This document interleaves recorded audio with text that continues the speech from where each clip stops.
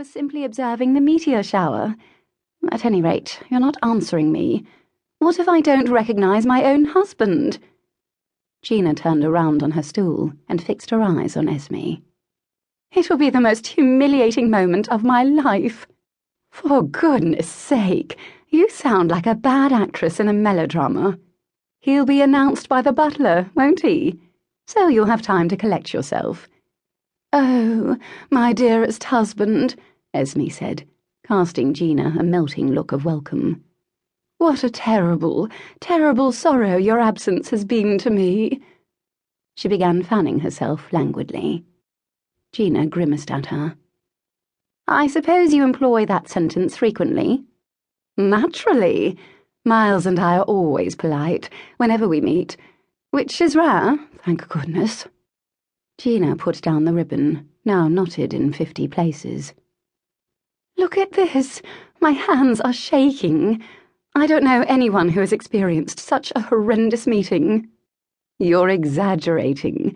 Think how poor Caroline Pratt felt when she had to tell her husband she was pregnant, and he away in the Low Countries all the previous year. That must have been difficult. Although, she really did him a favour. What in God's name would have happened to the estate if she hadn't managed to produce an heir? They have been married over 10 years, after all. Pratt should have thanked her very nicely, although I have no doubt but what he didn't, men being the bores they are. My point is that meeting Cam is going to be prodigiously difficult, Gina said. I'm not sure I will know him from Adam. I thought you spent your childhood in his pocket. That's not the same as meeting him as a grown man. He was just a boy when we married. There are plenty of women who would love to see their husbands move to the continent, Esme pointed out. Cam is not really my husband. For goodness sake, I was raised to think he was my first cousin, until the very day we married. I don't see how that changes things. There are plenty of married first cousins, more's the pity.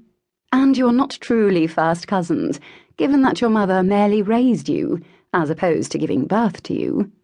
Just as my husband is not truly my husband, Gina added promptly. Cam jumped out the window within 15 minutes of his father, forcing him to say the vows. It has simply taken him 12 years to return and annul the marriage. At least my husband left through the front door, like a civilized man. Cam was hardly a man. He turned 18 only a few days earlier. Well, you look glorious in that rose gown, Esme said, smiling at Gina. He'll weep to think that he ever leaped out of your bedchamber window. Nonsense. I'm not beautiful. I'm too thin, and my hair resembles nothing so much as a carrot. She peered at herself in the mirror.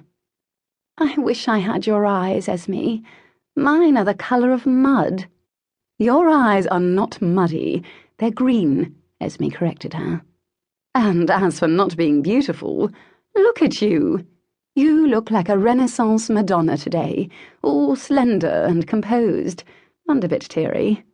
Except for your hair, of course. Do you think you inherited all that red hair from your scandalous French maman?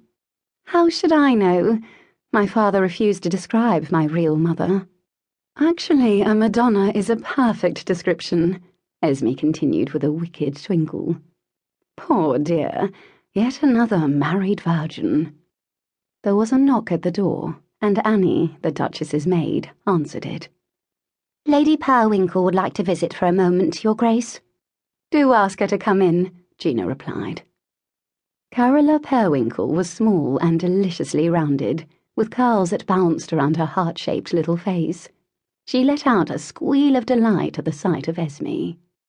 Darlings,